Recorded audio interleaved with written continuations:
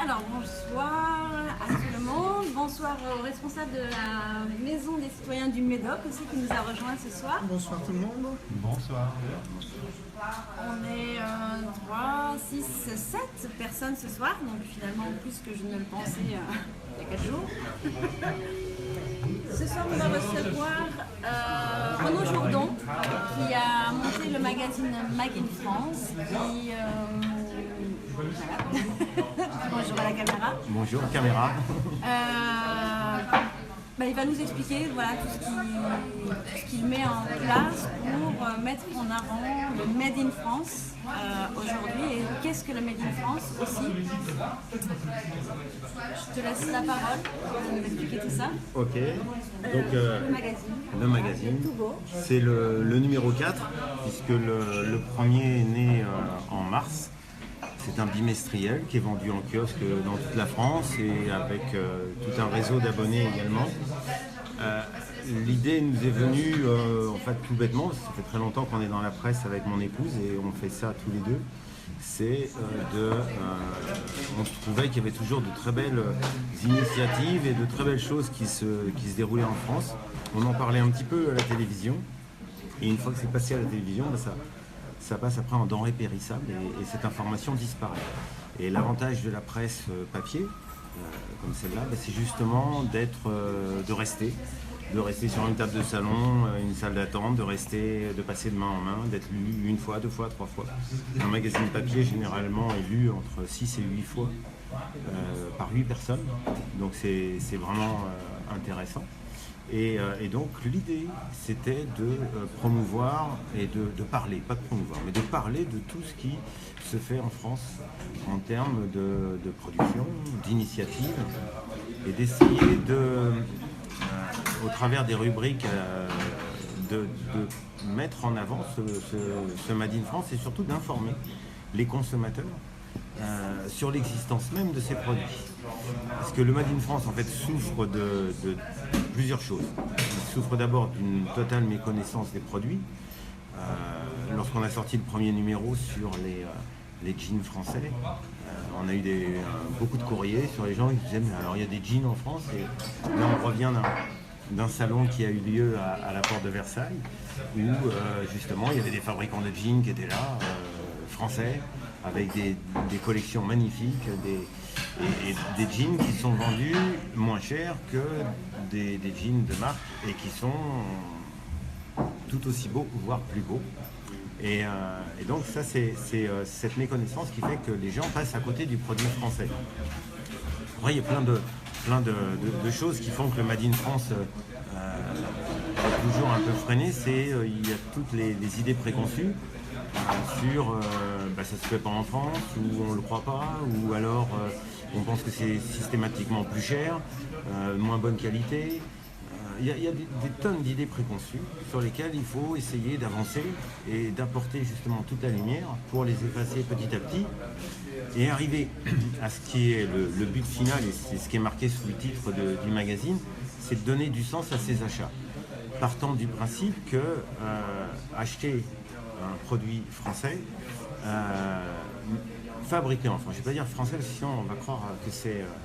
mais acheter un produit qui est fabriqué en France, c'est en fait maintenir ou créer de l'emploi. Donc ça c'est hyper important, c'est quand même un des thèmes qui vont être abordés ce soir dans un débat auquel on participe pas nous. Mais voilà, l'idée c'est ça, c'est de faire comprendre aux consommateurs que en achetant un produit qui est fabriqué en France, il participe pleinement à l'avenir de son pays. Et que c'est pas forcément plus cher. Et comme c'est pas forcément plus cher et qu'on va lutter contre tous les a priori que j'ai cités tout à l'heure, c'est vraiment un acte éco-citoyen hyper facile à faire. Alors, dans le magazine, on s'est posé la question plein de fois avant de le lancer, en le lançant et en le faisant, de se dire qu'est-ce qu'est 100% Made in France. Donc on a très vite fait le tour et beaucoup de gens sont d'accord avec nous, le 100% Made in France n'existe pas.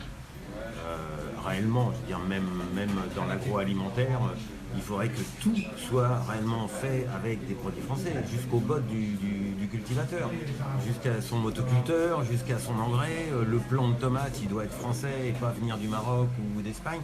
Donc, on n'est surtout pas entre guillemets intégriste du Made in France. Tout ce qui concourt à promouvoir et à aider les initiatives et ce qui se fait avec l'étiquette Made in France est bienvenu. Ce qu'on essaye de savoir, nous, c'est d'avoir cette transparence. Et alors c'est là où ça devient très étonnant, c'est que les producteurs, que ce soit dans la mode, que ce soit dans la décoration ou partout, sont très honnêtes. Lorsqu'on leur pose la question, est-ce que c'est fait en France? Alors autant ils arrivent je vais le dire avec au conditionnel, ils pourraient éventuellement mentir sur le net parce qu'on peut retirer l'info. Autant le magazine, lorsqu'il est imprimé, il est imprimé. Et je pense que ça fait peur un peu. Et donc ils ont ce souci d'honnêteté et de transparence qui fait qu'ils nous disent bah non, tel produit chez nous est fait en France à 50, 60, 70, 80%. Et tel produit, alors là, non, on ne peut pas. Donc nous on le dit. On le dit parce que on part du principe qu'à partir du moment où cette entreprise génère et maintient de l'emploi et fait de la valeur ajoutée en France, c'est déjà énorme. On essaye de lutter contre la délocalisation des entreprises, enfin pas que nous, il y a beaucoup de gens qui essayent de le faire. Ça commence déjà par là. Acceptons déjà les entreprises qui font tout ce qu'elles peuvent, mais elles ne peuvent pas plus parce que, pour plein de raisons. Déjà, il y a des techniques qui n'existent pas en France. On avait fait un article sur la hi-fi nomade, donc tout ce qui est oreillettes, petites enceintes Bluetooth, et les transducteurs des oreillettes, il n'y a pas un fabricant en France, il n'y en a pas en Europe. Donc comme ça, on est tranquille. Tout est fait en Asie. Donc on a le choix.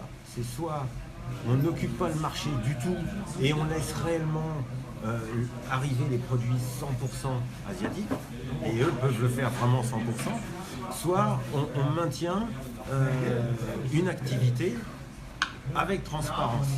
Et on a eu l'exemple dans cet article d'une entreprise qui fait presque tout en Asie, en dehors du marketing, du packaging et de la gestion, et qui emploie quand même 50 personnes à temps plein pour vendre ses produits dans les grandes surfaces spécialisées. Donc est-ce qu'on parle de ces gens-là ou est-ce qu'on n'en parle pas? Je pense, enfin c'est notre avis, nous on en parle, mais avec transparence. C'est aussi simple que ça. C'est là dans cet article, dans ce magazine, on a un article sur l'horlogerie française. Et sur le salon dont on revient, le MIF Expo, on a un lecteur ou un visiteur qui est venu, qui a ouvert le magazine sur le comptoir de réception, qui nous a dit mais il n'y a rien de fait en France, en regardant les images. Et on lui a dit mais lisez le texte.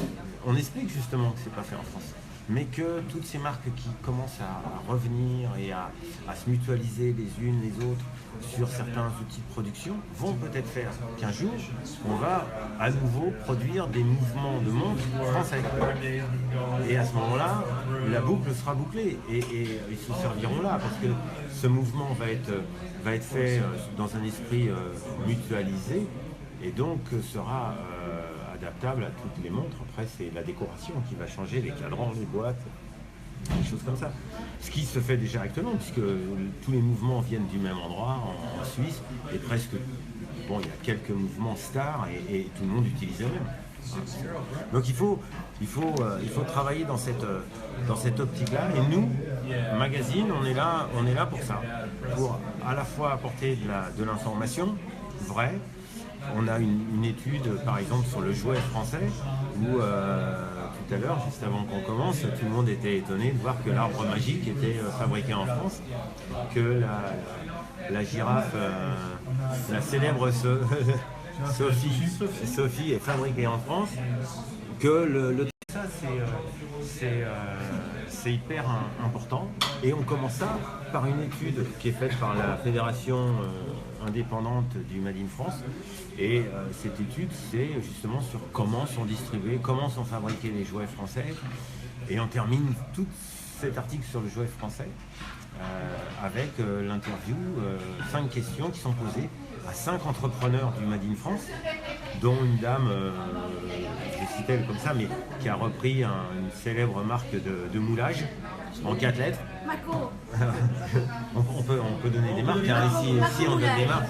Voilà, on a des gens comme Guillaume Nano avec une société qui s'appelle Happy Couve, qui est un truc fabuleux. Ils font des jeux de société. C'était les seuls jeux au moment de l'Euro 2016 de football à avoir la licence UEFA Euro 2016 avec un jeu sur l'Euro. Ils ont le même pour le Tour de France, ils en ont un autre pour je sais plus quoi, enfin ils ont le jeu officiel de la célèbre vache rouge qui rit. Voilà, il y a des gens qui bougent réellement. Et nous, ce qu'on essaye de faire, voilà, c'est tout simplement de faire connaître ça et de répandre l'information auprès des lecteurs et que ces lecteurs soient sûrs de trouver quelque chose qui soit vrai, intéressant. En même temps, c'est pas un magazine de pure pub, t'as vraiment des articles de fond. Ah, complètement. Des rencontres, des explications. Il y a énormément de rencontres. On va visiter des usines.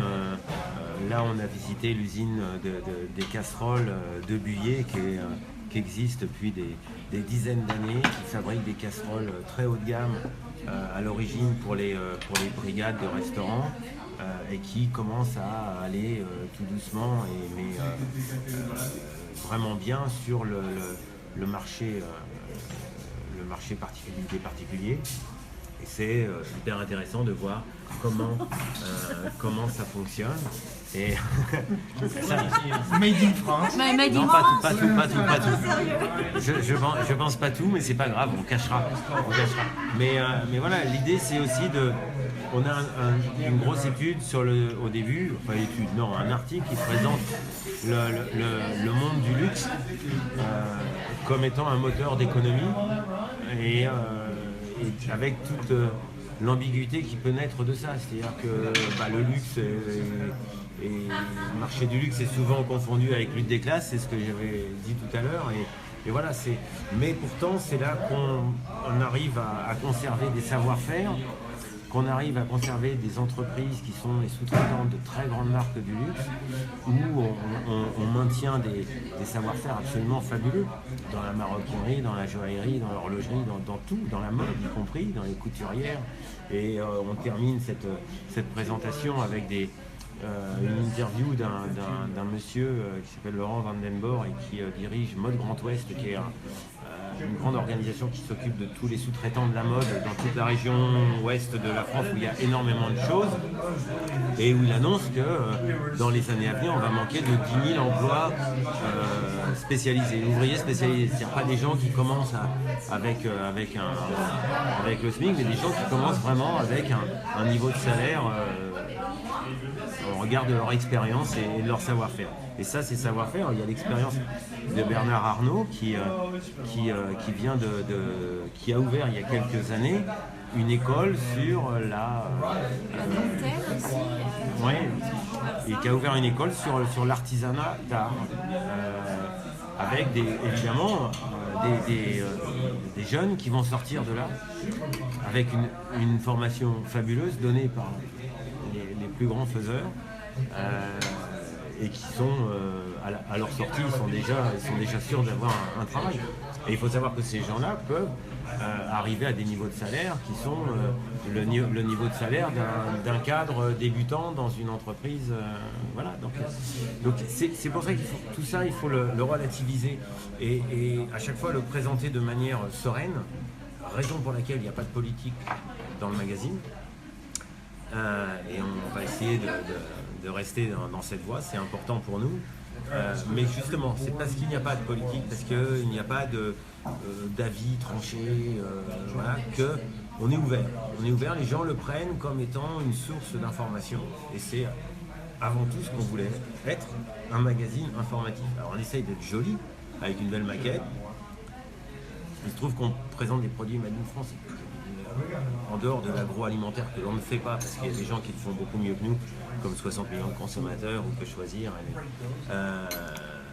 Mais voilà, l'idée c'est de montrer, c'est de montrer le bon côté des choses et d'aider les gens à justement passer tous ces a priori et aller vers un achat Made in France. Et donc, dans ce magazine, il y a les adresses de tout ce que tu... Là, ouais. Alors ça c'est très compliqué. Ça. On est un magazine vendu en kiosque et en France il existe quelque chose qui s'appelle la commission paritaire qui est une commission qui se réunit et qui décide de savoir si c'est uniquement de la promotion ou si c'est de l'information. Et donc il est interdit de mettre notamment les adresses ou des choses comme ça dans les articles. Donc chaque article qui a son adresse, par exemple, la totalité de l'article est considérée comme une promotion. Donc tout le monde contourne ça en faisant un carnet d'adresses à la fin du magazine. D'accord. Mais parfois ça suffit pas. Donc faire la promotion du Made in France n'est pas obligatoirement toujours perçu à sa juste valeur. Mais c'est pas grave, on continue, on a refait un dossier pour avoir à nouveau cette commission qui nous permet tout bêtement d'avoir un taux de TVA intéressant pour les envois de nos abonnés. Et comme nous, on commence à avoir beaucoup d'abonnés, c'est intéressant d'avoir un tarif postal un peu moins cher. Et ici sur Bordeaux, si je veux acheter français, m'habiller français par exemple, Alors, je fais comment pour savoir? Si vous voulez faire ça, c'est facile, parce qu'il y a des entrepreneurs. Et c'est là que nous, on arrive dans cette maison des citoyens, parce qu'effectivement, nous, on ne fabrique qu'un magazine. Alors, il est fabriqué en France, nous. Il est imprimé en France, avec du papier certifié PEFC. Mais il y a aussi des gens qui ont décidé, et à Bordeaux, il y en a déjà 2 boutiques qui sont entièrement dédiées au Made in France, dans lesquelles on peut se parfumer, s'habiller en partie, se chausser. Il y a même dans notre article horlogerie, il y a un fabricant qui est ici à Bordeaux, qui s'appelle Mona Watch, qui est rue du Loup, voilà, juste à côté de Péberlan. Alors, je suis pas un tout nouveau bordelais, donc j'essaye de me souvenir. C'est un magasin de vêtements, enfin de différentes choses. Il y en a un qui est... comment il y en a un qui s'appelle Do You Speak French et un autre qui s'appelle One, W-A-N, c'est We Are Nothing. Alors, oui, One, il est rue du Temple. Voilà. Je savais pas que et il y en a un autre qui est... le nom va me revenir, mais je suis pas très fort encore. J'ai pas fait taxi bordelais. Ouais, d'accord. Mais ça existe à Bordeaux. Ça existe à Bordeaux, mais il y a d'autres initiatives. Il y a des initiatives sur le net, il y a des initiatives partout, de gens qui se bougent, qui essayent de faire fonctionner les choses. Et c'est ça qui est intéressant. C'est ça qui est très très intéressant. Il n'y a pas de logo il n'y a pas de logo officiel. Ça... Alors, voilà. Est-ce que ça existe ça? Ouais. Nous, simples consommateurs, on peut se... Excellente question qui pose beaucoup d'autres questions. Alors, nous, on n'a pas de logo, déjà, parce qu'on n'est pas organisme certificateur, donc déjà, ça, c'est tranquille. Il existe en France plusieurs logos et labels. On ne va pas appeler ça logo, mais des vrais labels. Il y a le label rouge que tout le monde connaît, qui sont les labels pour l'agroalimentaire. Et puis, depuis pas mal d'années, il existe maintenant un label qui s'appelle EPV, qui est un label décerné par l'État, qui sont les entreprises du patrimoine vivant. Et donc ce sont des entreprises qui ont ce label parce qu'elles maintiennent un savoir-faire. Il y a plusieurs critères, hein. Il y a la régionalité, le fait que ça soit dans cette région et pas dans une autre. Il y a le savoir-faire, maintenir un savoir-faire, et quand je dis maintenir, c'est également former. Et puis il y a d'autres critères qui sont comme ça, et c'est un label qui est donné, EPV, par l'État. Après, il y a un label qui a été créé il y a quelques années à l'initiative de Pro-France. C'est une association qui a été créée par Yves Gégaud et Arnaud Montebourg, qui s'appelle Origine France Garantie, et qui est un label que l'entreprise demande pour un produit. Donc, admettons que vous fabriquiez ce panier, il faut faire venir un organisme certificateur, vérifié, qui, à vos frais, va certifier la provenance de l'osier, va certifier qu'il est bien fait par des ouvriers, des employés français, que vous êtes bien implanté en France, voilà. Et tout ça va vous donner ce label. On l'a d'ailleurs sur certaines pubs ici, parce que les gens s'en servent justement. Voilà, on va le montrer ici. C'est ce label ici. Et ce label, pardon, il est donné non pas à la société, mais il est donné à un produit. Donc, il a énormément d'avantages. C'est que le produit qui a ce label, on est sûr qu'il est fabriqué en France. En tout cas, à plus de 50% de sa valeur finale. La seule difficulté, c'est que si vous avez une production multi-produits avec des origines diverses et vraiment très très diversifiées, il faut faire obligatoirement valider et certifier chaque produit. Au prix où se font payer les organismes certificateurs, ça peut devenir compliqué pour certaines sociétés qui sont naissantes et qui n'ont pas obligatoirement les fonds. J'ai cru entendre dire que actuellement Pro-France essayait d'obtenir de l'aide financière de la part des régions. Parce qu'à la fin, et je pense que c'est vrai, les régions qui vont avoir le plus d'entreprises Origine France Garantie, et en même temps, il y en a qui ont le double label, EPV et Origine France Garantie, c'est sûr que ces régions-là vont avoir et profiter d'un dynamisme économique et en tout cas d'une aura économique qui va être en accord avec ce Made in France. Voilà, Du coup, il n'y a pas de certification Made in France. Ça n'existe pas. Alors non, ça en revanche, le Made in France, les gens peuvent le mettre comme ils veulent, et c'est là où est le vrai problème. D'où une autre opération qui a eu lieu. On croit qu'il y a une certification dans des communes et c'est la seule. Alors là, je l'ai pas là, mais d'où une opération qui s'est faite pendant justement le salon de du MIF Expo à la porte de Versailles, le salon du Made in France. Il y a une opération qui s'est faite à l'initiative de la Fédération indépendante du Made in France et puis d'autres exposants qui sont d'ailleurs labellisés au FG et EPV des fois. Et c'était une petite incursion virale sur le net et sur Twitter et Facebook avec un hashtag qui est un hashtag C'est fait où.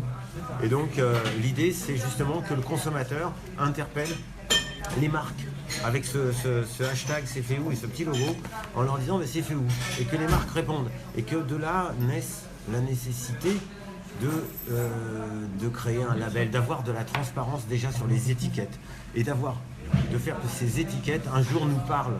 On a la traçabilité dans l'agroalimentaire, il serait temps de l'avoir dans bien d'autres produits pour être tranquille quand on achète, pour ses enfants, pour soi-même, pour plein de choses.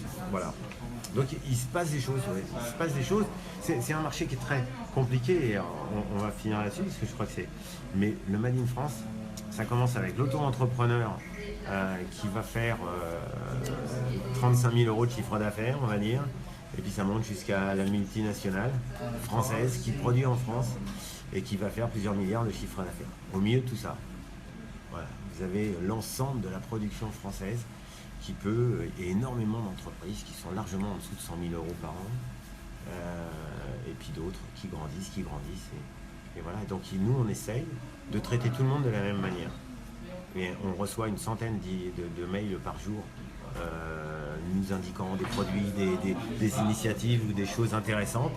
Et on en reçoit autant de chez Renault, Peugeot qu'on peut en recevoir de ces marques plus petites.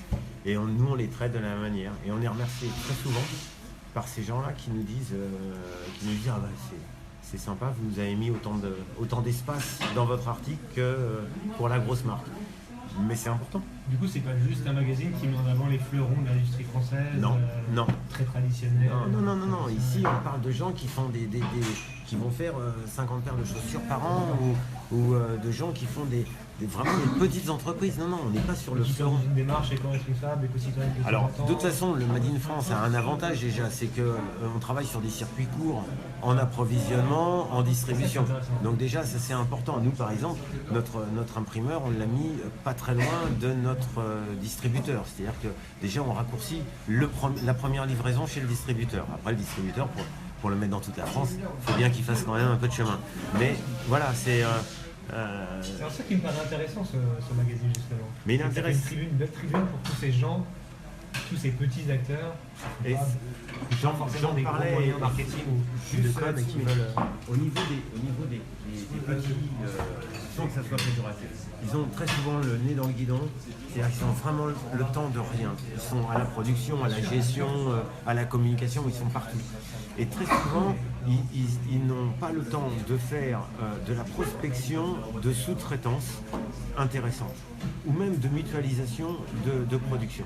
Et ça nous est arrivé souvent, et on le voit de plus en plus maintenant, d'avoir des abonnés professionnels, on le sait parce qu'ils nous demandent une facture, et en fait ils se servent du magazine pour voir ce qui se fait sur le même secteur qu'eux, et éventuellement, et on l'a vu là au salon du MIF, des gens qui sont venus nous voir en disant voilà, nous on a tout mais il nous manque les boîtes en carton, est-ce que vous connaissez quelqu'un qui fasse de très belles boîtes en carton?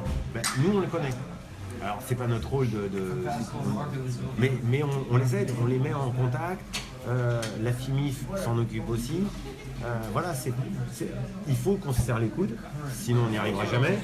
Et se serrer les coudes, c'est apprendre à mutualiser, apprendre à se parler, ne pas se renfermer sur soi, donner de l'info et voilà, se parler surtout. Et c'est pour ça qu'une maison des citoyens où on se parle avec bienveillance, et c'est ce que nous on essaye de faire dans le magazine, c'est le point de départ de tout. C'est comme ça qu'on peut y arriver. Et donner du sens à ses achats et faire que les achats soient des emplois. Alors, Terminé. voilà. Bon, merci Renaud. Je vous en prie. Donc, il est dans les kiosques, faire la pub, principalement dans les relais H.